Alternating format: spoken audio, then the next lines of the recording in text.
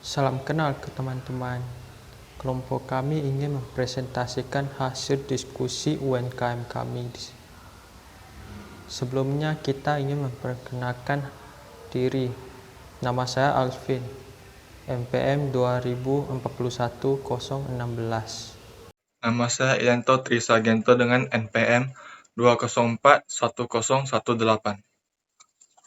Nama saya Jerry, NPM saya 2041013. Nama saya Mafion Norris dengan NPM 2040117. Latar belakang UMKM yang kelompok kami pilih adalah usaha kedai kopi. Sebelumnya, usaha tersebut tidak memiliki identitas sendiri. Maka kelompok kami berdiskusi dengan mitra untuk memberi nama usahanya.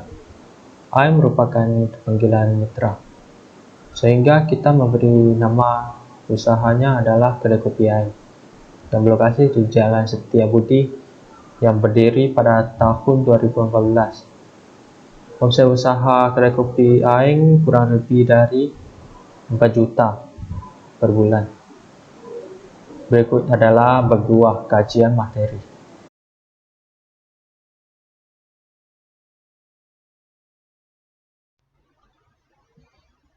Kali ini saya akan menjelaskan tentang pengetahuan manajemen dan bisnis. Pengertian pengetahuan manajemen dan bisnis. Pengetahuan manajemen dan bisnis berisi perkembangan manajemen, perencanaan, pengorganisasian, kepemimpinan, dan pengendalian. Yang pertama, planning. Di dalam konsep planning, biasanya berhubungan sama visi misi, tujuan dan target dari UMKM. Visi dari kedai kopi AM adalah dapat memenuhi selera para pengunjung dan pelanggannya, sehingga dapat meningkatkan loyalitas pelanggan, serta dapat membuka cabang ke beberapa daerah.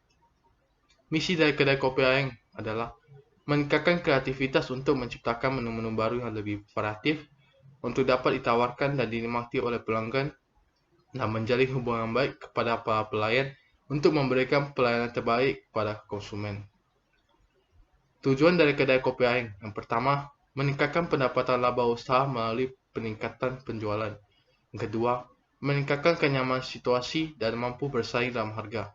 Yang ketiga, meningkatkan kepuasan pelanggan agar menjadi pelanggan yang loyal pada kedai kopi ini. Target dari kedai kopi AM dapat memenuhi kebutuhan orang-orang dengan menyediakan makanan dan minuman. Yang kedua, organizing. Susunan organisasi dalam UMKM ini adalah owner, penjual makanan, pelayan, kasir. Tugas dari owner yaitu bantuin pelayan dalam hal pemesanan makanan dan minuman. Tugas dari penjual makanan, menyiapkan makanan pada pelanggan. Tugas dari pelayan, melayani pelanggan hingga keinginan pelanggan terpenuhi, mengantar pesanan pelanggan dan bersikap ramah tamah kepada pelanggan. Tugas dari kasir, melayani setiap pelanggan yang hendak membayar, menghitung setiap pemasukan dari pelanggan, dan menjaga setiap pemasukan dari pelanggan. Yang ketiga, leading. Owner UMKM ini termasuk ke dalam tipe kepemimpinan yang demokratis, di mana setiap keputusan merupakan hasil dari pemasukan dan kesepakatan bersama. Berdasarkan perilaku ownernya, ada menerapkan sistem punishment dan tidak ada menerapkan sistem reward. Sistem punishment seperti pelayan yang masuk tanpa keterangan akan dipotong gaji. Yang keempat, controlling.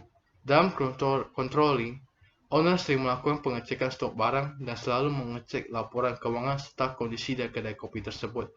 Apabila proses dan hasil kerja pelayan tidak sesuai yang diharapkan, maka bos akan memotivasi dan memberikan nasihat kepada pelayan agar dapat mencapai target usaha ke depannya.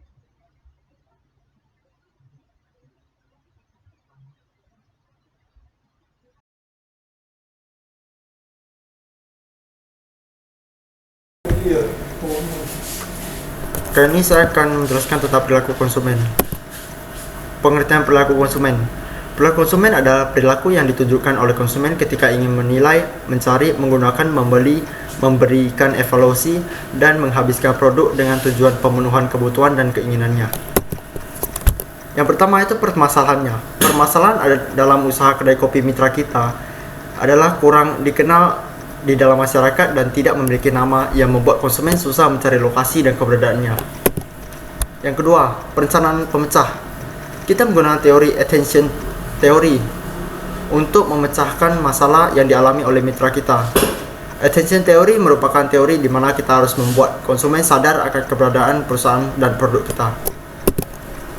3. Pelaksanaan rencana. Karena usaha mitra kita kurang dikenal oleh masyarakat sekitar, maka kita membuatkan spanduk yang terdapat menu untuk kedai kopi tersebut agar konsumen yang melihat spanduk tersebut akan lebih tertarik, dan kita juga menyarankan mitra kita agar membuat nama untuk kedai kopinya agar konsumen dapat dengan mudah mengenal kedai kopinya. Yang keempat, kita memeriksa kembali.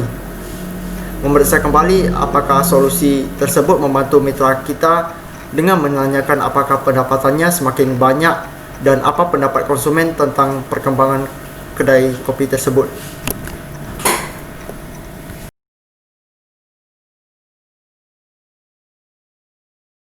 Manajemen pemasaran. Manajemen pemasaran adalah kegiatan menganalisis planning yang terkait aktualisasi dan pengendalian program yang sudah terencana untuk menghasilkan pertukaran yang baik di dalam suatu pasar yang sudah ditargetkan. Tujuannya itu tidak lain untuk mendapatkan keuntungan atau laba. Di sini, UMKM ini berupa kedai kopi. Kegunaan dari UMKM ini adalah sebagai tempat untuk makan, minum, atau ngopi bagi orang-orang yang hendak melakukan aktivitas di pagi hari. Makan dan minumnya pun tidak sembarangan. Makanannya ini berupa makanan yang tidak terlalu berat, seperti roti, gado-gado, nasi lemak, dan minumannya adalah kopi, teh, Milo, dan minuman hangat lainnya. Berikut merupakan analisis dari UMKM yang kami pilih. Kelebihan dan kekurangan. Untuk mempromosikan UMKM ini, kami berencana untuk membuat spanduk yang akan menarik perhatian konsumen. Kelebihan dari UMKM ini adalah banyaknya pelangganan dari kenalan-kenalan pemilik UMKM ini sehingga selalu ramai. Kalau kekurangannya adalah karena sebelumnya tidak ada papan nama, jadi UMKM ini itu kurang dikenal sehingga terpikirlah oleh kami untuk membuat spanduk nama untuk UMKM ini. Satu lagi kekurangannya adalah kurangnya tempat parkir di UMKM tersebut karena mitra ini berada di pinggiran jalan raya, sehingga sulit sekali untuk calon konsumen atau pelanggan untuk memarkirkan kendaraannya. Targeting. Target mitra ini adalah pria berusia 30 tahun ke atas atau yang bekerja di pagi hari. Karena di waktu pagi hari ini pasti belum memiliki semangat atau masih terlalu ngantuk untuk melakukan kegiatan memasak, membuat kopi atau teh. Jadi, disinilah mitra dapat mencari kesempatan untuk memenuhi kebutuhan orang-orang tersebut dengan menyediakan makanan dan minuman. Selanjutnya, diferensial. Yang membuat mitra ini berbeda dari kedai kopi lainnya itu adalah banyaknya pelanggan loyal atau yang sudah berlangganan dengan mitra ini, sehingga tidak akan sepi. Untuk positioning mitra ini, yang mungkin akan dipikirkan oleh pelanggan atau konsumen pertama kali adalah kopi yang dibuat oleh pemiliknya. Dengan kopi yang dibuat oleh pemiliknya ini, branding dalam mitra tersebut pun dihasilkan. Ini memungkinkan untuk pelanggan atau konsumen loyal kami untuk merekomendasikan produk kami ke orang lain, sehingga menciptakan kesempatan untuk mendapat pelanggan atau konsumen baru. Dan terakhir, produk. Berdasarkan analisis kami, para pelanggan atau konsumen di mitra ini lebih rentan memesan kopi O dan teh O di sini. Dengan ini dapat menyatakan bahwa produk yang berkemungkinan untuk menghasilkan pendapatan tinggi adalah kopi O dan teh O.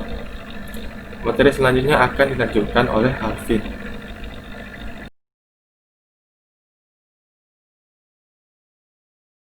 Sekarang saya akan menjelaskan teori pemasaran berkelanjutan. Yang pertama, analisis pasar. Kopi merupakan salah satu minuman terkenal di dunia, sehingga kedai kopi merupakan bisnis yang menjanji bagi para mitra. Yang kedua, analisis persaingan. Setiap UMKM memiliki keunikan. Keunikan UMKM tersebut ialah memori.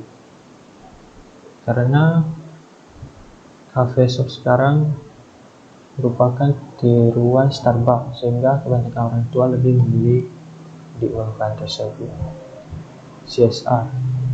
CSR merupakan model bisnis yang membantu perusahaan tanggung jawab terhadap lingkungannya.